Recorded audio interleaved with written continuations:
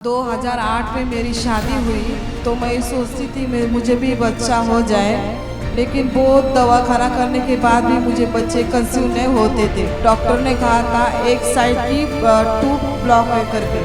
IVF भी fail होते जा रहे थे। बहुत ही निराशा का जीवन था मेरा।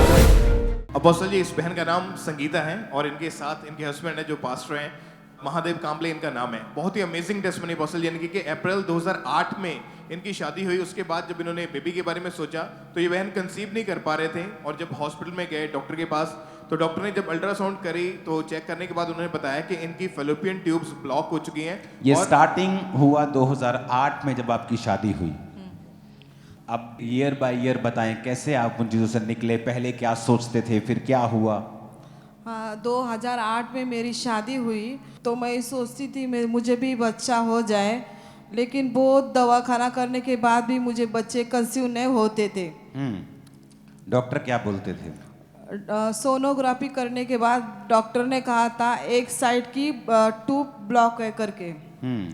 जिंदगी क्या चल रहा था, लाइफ में क्या हो रहा था, जिंदगी कैसी हो गई थी जब लगातार हर साल बेबी नहीं हो रहा था, वो खुल के बताओ। मतलब कई फंक्शन में जाते थे तो मेरी निंदा करते थे, और हमारे आजू बाजू में जो भी लोग रहते थे, मैं एक साइड से जाती थी तो वो अलग से रूल बदलते थे। तो मुझे ये बात रोड चेंज कर देते थे अपना। हाँ, रूल क्यों? क्यों? मुझे बच्चा नहीं है इसीलिए। आपके हस्बैंड पास्टर हैं खुद भी। हाँ। उस समय आप पास्टर भी नहीं थे जब ऐसा हो रहा था आपके 2008 में। तो क्या क्या था आपकी लाइफ में, क्या हो रहा था, क्या क्या चल रहा था, मेंटल स्टेट क्या थी, स्पिरिचुअल क्या थी, फाइनेंशियल, हर चीज़ के बारे में आप बताओ। बहुत ही निराशा का जीवन था मेरा। और मैं भी जब डॉक्टर्स उसका रिजल्ट नहीं बता पाते थे, गारंटी नहीं दे पाते थे, और बहुत खर्चा कर चुका था मैं हॉस्पिटलों में, तो मैं बहुत ही निराश हो चुका था। और जब मैं फंक्शन में जाता था कोई, तो बहुत से लोग हमें बोलते थे अभी तक नहीं हुआ, तेरे पीछे से उसकी शादी हुई है, ऐसा है वैसा है, बहुत कुछ। तो ये घर पे आके बहुत रोती थी, और कई फंक्शनों को मैं इसको नहीं लेके जाता था। मैं कहता था तू घर पे रहे, मैं जाकर आता हूँ, ताकि मैं जाकर पटक से जल्दी से आ जाऊंगा, क्योंकि आप मराठी हैं? हाँ, मराठी। ओके। मैं जाकर आ जाऊंगा, और मैं चुपके से पटक से जिन लोगों की प्रोग्राम है, फंक्शन है, उनसे मिलकर मैं आ जाऊंगा। नहीं तो तेरी निंदा कोई करेगा, तुझे कुछ से पूछेगा तो तुझे बहुत दुख होगा, तू रोएगी। इसलिए मैं जाकर आता था, और मैं इससे नहीं जा पाता था। चलो, आप डॉक्टर के पास गए, डॉक्टर ने स्कैनिंग की तो उसने कहा ये ब्लॉक है, वहाँ दिक्कत है, तो उसने दवाई दी होगी आपको। हाँ, तो कुछ नहीं हो रहा था। कुछ तो कितने साल आपने दवा खाया है? कम से कम 2 साल। 2 साल इस चीज का दवा खाया है? यस। फिर डॉक्टर ने कुछ सजेस्ट नहीं किया आपको कि आप बच्चा आईवीएफ से ले लो, आईयूआई से ले लो? हाँ, बोला, उन्होंने बोला, लेकिन वो भी सक्सेस नहीं हो रहा था। ओके। आपने आईवीएफ करवाया, कौन से ईयर में करवाया आईवीएफ? 2012। 2012 में आईवीएफ करवाया, लेकिन आईवीएफ टेस्ट ट्यूब बेबी करवाया, उसने कहा यही हल है, लेकिन वो भी फेल हो गया और आईवीएफ भी फेल होते जा रहे थे। और उसके बाद फिर आपने 1 साल दवाई खाई। यस। और 3-4 डॉक्टर आपने चेंज किए। यस। ओके। जब ये चीजें हो रही थी कि अब मेडिकल साइंस में आईवीएफ से ऊपर कुछ नहीं है, यस, दवा खाया, उसके बाद आईयूआई, उसके बाद आईवीएफ, जब ये भी फेल हो गया तब क्या हुआ आपकी लाइफ में? तो हमने सारा इलाज छोड़ दिया और आशा छोड़ दी।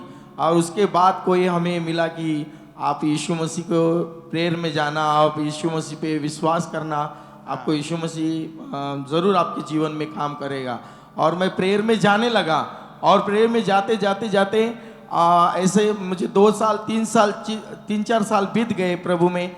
और फिर मैंने बपतिस्मा लिया, और कुछ साल बाद मेरे आत्मिक स्पिरिचुअल जैसे हम मुझे जिसके द्वारा परमेश्वर ने खड़ा किया, तो उनको मैं सेवा करने लगा। सेवा करते करते जहाँ मैं परमेश्वर उनके साथ चर्च चलाता था, वहाँ पर 3-4 ऐसी लेडीज आई है कि उनको भी बच्चा नहीं था। एक तो डॉक्टर ने कहा था तुम तो माँ बनी नहीं सकती, ऐसे भी। तो हम प्रेयर करते थे, उनको बच्चा होता था। जीसस, उनको होता था। हाँ। तो फिर मेरे मन में आता था कि तुझे क्यों नहीं। फिर भी मैंने बोला नहीं परमेश्वर, तू जब देगा तो ऐसा देगा कि लोग देखकर कहेंगे कि ये साधारण बच्चा नहीं है। आमीन। ऐसा और आज ऐसा होता भी है कि लोग रुकते हैं और देखते हैं तो ओके, उसके बाद फिर क्या हुआ? आप कैसे, आपको वो चीजें हुई, कैसे आप चर्च में आए, क्या हुआ उसके बाद? फिर मैं यहाँ पर ऑनलाइन सब टीवी पर एक प्रेयर देखता था, सब टीवी पे जो सुबह लगता था आधा ओके। घंटा। तब यहाँ से मैं देखने लग गया, कुछ दिनों बाद, कुछ महीने ऐसे देखते देखते देखते एक बार इसके ड्रीम में आप आए। मैं आपके ड्रीम में आया। हाँ, ओके। और इसने कहा कि मेरे ड्रीम में आए हैं पास्टर जी और उन्होंने मुझे ले हैंड किया ऐसा। तो मैं बोला ठीक है हम जाएंगे। जाने के बाद कई साल बाद फिर मुझे पता चला कि यहाँ पर बहुत बड़े बड़े परमेश्वर ने अद्भुत रीति से काम करता है। फिर ऐसे ज्वाइंट रहते रहते मैं वहाँ से फिर यहाँ आने जाने लग गया। और फिर एक दिन मुझे 2 बार ड्रीम आया कि आप मेरे स्वप्न में आए हैं। और स्वप्न में आने के बाद एक बार मैं स्कूल पीठ पर मैं प्रचार कर रहा हूँ, आप बैठे, ऐसा मुझे आया। 2 बार आया।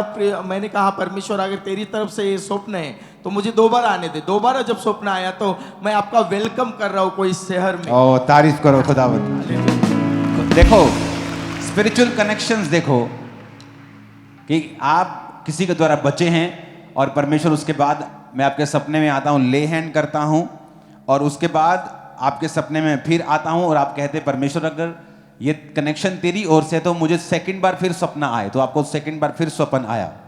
उसके बाद 2023 में आप मेंटरशिप मीटिंग में आए शायद। यस, मेंटरशिप मीटिंग में आए।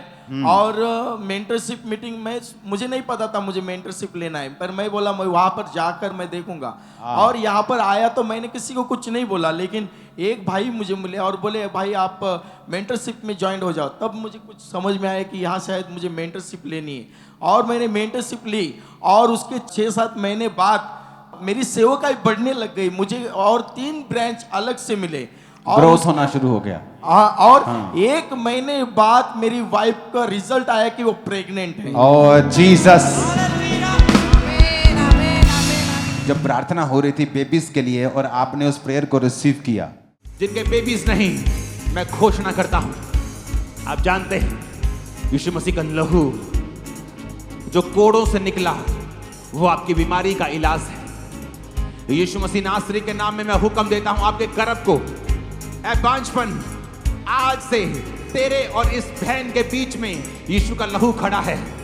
मैं तुझे डांटता हूं, out in the name of Jesus, out, out, बांझपन, आउट, आउट, आउट, आउट। इस बॉडी को छोड़ और निकल जा। और नेक्स्ट मंथ आपकी वाइफ प्रेग्नेंट थे और आप फर्स्ट टाइम आपने प्रेगनेंसी को देखा। यस, 16 सालों में apostle ji first time pregnancy test positive देखा इन्होंने। 16 साल 16 साल 16 साल बाद after so many medicine, IVF fail होना, स्ट्रगल, वो आ गई आपकी गवाही। हालेलुया, हालेलुया,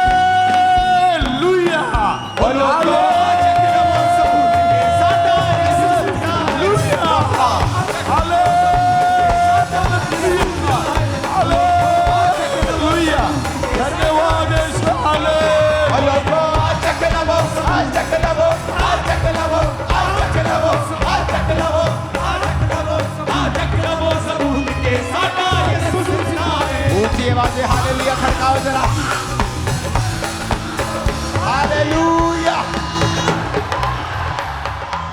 आप इमेजिन कर सकते हो, परमेश्वर कोई जादू टोने करने वाला खुदा नहीं है कि आप सडनली एक दिन में देखो, अगर इस भाई को कोई प्रॉब्लम नहीं होती, ये कभी नहीं आता। हो सकता है परमेश्वर ने इसको मेंटरशिप में लाना हो और इसकी लाइफ में प्रॉब्लम रखी हो, कि परमेश्वर का मर्जी है इसे यूज करना, लेकिन प्रभु को पता है कि इसे इस्तेमाल नहीं किया जा सकता जब तक मैं एक सर्टन लेवल ऑफ अनॉइंटिंग इसे नहीं देता हूं। सर्टन लेवल ऑफ अनॉइंटिंग के लिए आपको उन्हीं व्यक्तियों के पास ही जाना पड़ेगा जिनके पास ये मसा है। उसने कनेक्शन ठहराए हैं, और जब आप पहुंच गए राइट प्लेस के ऊपर और परमेश्वर आपको निशानी देता है, जा जा, गो, दैट्स इट। और क्या हुआ? ड्रीम में आने के बाद चर्च में आए, मेंटरशिप मीटिंग 2023 में रिसीव किया। जब परमेश्वर ने देख लिया कि सब ग्राउंड सेटल्ड है, 24 में प्रेगनेंसी, 2008 में शादी, बच्चा जवान हो जाता है 8 वालों का, जिनकी 8 में शादी हुई। और इमेजिन करो अभी आप 24 चल रहा हो और स्टिल आपके पास बेबी ना हो और आपकी शादी को ऑलमोस्ट 2 डिकेड्स, 2 दशक होने को आए। अगर पुराना जमाना होता तो बेटी होती तो शादी करने के योग्य उम्र हो जाती है 1-2 साल में। और परमेश्वर कैसे देखो कनेक्शंस बनाता है, कैसे वो आपकी अगुवाई कर, धीरे धीरे आप प्रभु में आते हैं, फिर प्रभु आपको कनेक्ट करता है अनॉइंटिंग के साथ। धीरे धीरे आपको ANM के बारे में मालूम होता है, आप आना शुरू करते हैं, फिर आप ज्वाइन करते हैं, आप सेवा में बढ़ने लगते हैं, फिर आपको मालूम होता है कि आप प्रेग्नेंट भी हैं, आपकी वाइफ प्रेग्नेंट है, आपको बेबी हो चुका है। दिस इज डिवाइन, ये ईश्वरीय है, प्योर ईश्वरीय। मुझे ऐसा लगता है मैं आपको कोई बाइबल की स्टोरी बता रहा हूं, जैसे बाइबल में होता था ना लाजरस के समय में। मुझे लगता है मैं वो स्टोरी आपको बता रहा हूं कि देखो परमेश्वर किस तरह से लोगों को लेके आता है। हालेलुया।